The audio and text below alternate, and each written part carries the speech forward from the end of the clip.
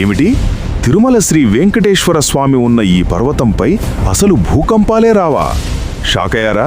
అయితే ఈ రహస్యం వెనుక ఉన్న సైన్స్ ఏమిటో తెలిస్తే నిజంగా మీ మైండ్ బ్లాక్ అవుతుంది.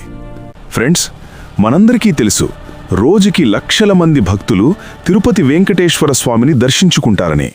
మరి అలాంటి గుడిని వేల ఏళ్ల క్రితమే ఎటువంటి యంత్రాలు లేకుండా ఏకంగా 3000 అడుగుల ఎత్తులో ఈ వేంకాద్రి పర్వతంపై మన పూర్వీకులు ఎంత అద్భుతంగా నిర్మించారో ఒక్కసారి తెలుసుకుందాం.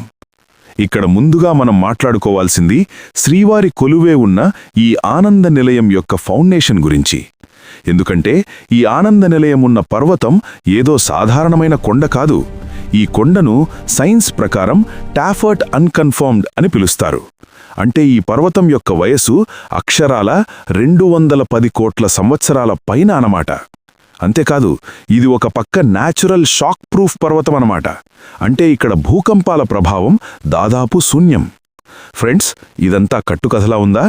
కానీ వీటికి సాక్ష్యాలు కూడా ఉన్నాయి. అదేమిటంటే ఇక్కడే ఉన్న ఈ 120 కోట్ల ఏళ్ల నాటి ఈ సహజ శిలాతోరణం. ఈ శిలాతోరణాన్ని తిరుపతి వెళ్లిన అందరూ చూసే ఉంటారు. ఫ్రెండ్స్, దీని వయస్సు అక్షరాల 120 కోట్ల ఏళ్లు.